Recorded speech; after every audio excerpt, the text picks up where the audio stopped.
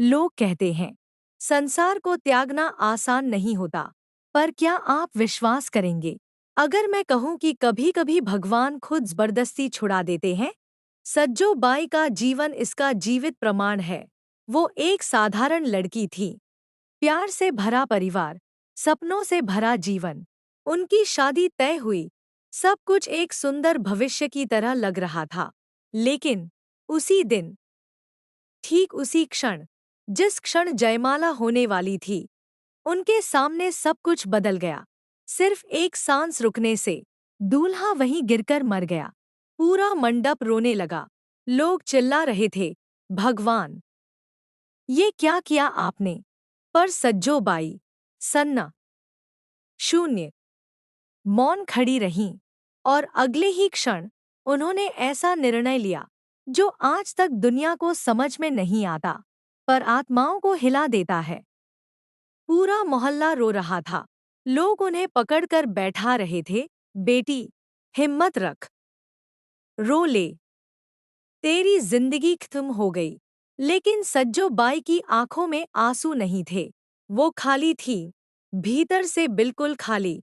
और तभी वो शांत स्वर में सिर्फ एक पंक्ति बोली, आज मुझे समझ आ गया, जिससे लगाव हो, भगवान पहले वही छीनते हैं ताकि इंसान केवल उन्हीं का हो जाए। सबने सोचा, सदमा है, मानसिक संतुलन खो गया। पर सज्जो बाई उसी क्षण उठीं, अपना मेहंदी लगा हाथ जोड़कर बोली, अब मेरी मांग में सिंदूर कोई मनुष्य नहीं भरेगा। अब से मेरे पति मेरा सद्गुरु होगा। आज से मैं संसार नहीं, आत्मा का विवाह करूंगी। सन्नाटा छा गया। लोग बोल भी नहीं पाए। और उसी रात सज्जो बाई घर नहीं, एक संत के चरणों में पहुंची। उन्हें देखते ही गुरु मुस्कुराकर बोले, तुझे जगाने के लिए उसे मरना ही था। यहीं से शुरू हुआ एक साधारण लड़की से ईश्वरीय दासी में परिवर्तन।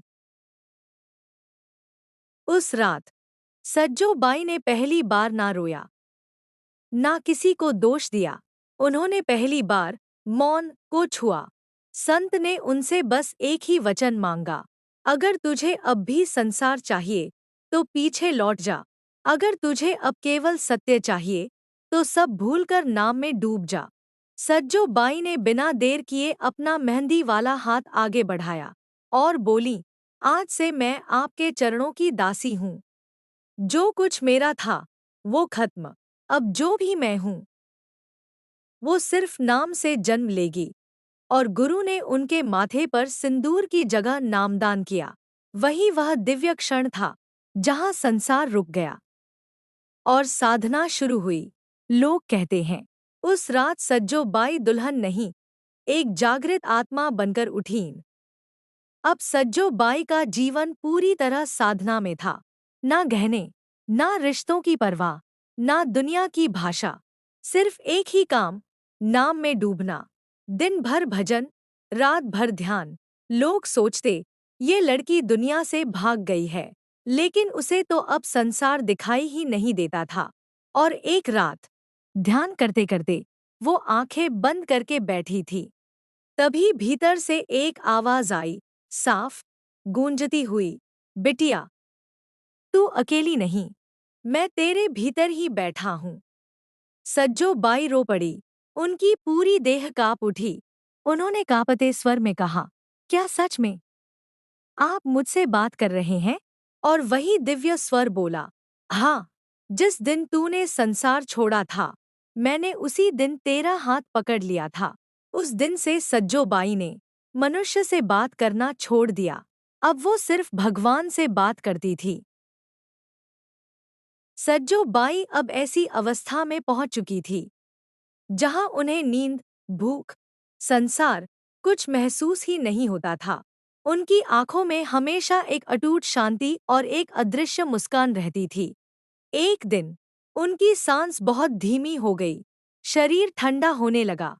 गांव वाले घबरा गए, बाई, क्या हो रहा है आपको?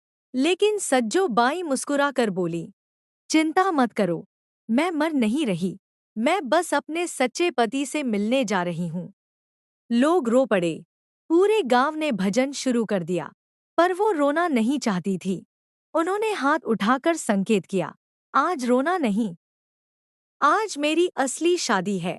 और ठीक भजन की ध्वनि में, गहरे मौन में, वह मुस्कुराते हुए अपना शरीर छोड़ गई। गांव वालों ने मरे हुए शरीर पर भी उनका चेहरा ऐसा चमकता देखा, जैसे कोई दुल्हन सजकर बैठी हो। पर इस बार विवाह परमात्मा से था। यही सज्जो बाई थी, जिन्होंने संसार को एक ही झटके में छोड़ा और सीधे भगवान के साथ विवाह किया। भक्ति क्या होती है, लोगों ने पहली बार जिंदा रूप में देखा था। Please like share and subscribe for more भक्ति स्टोरीज।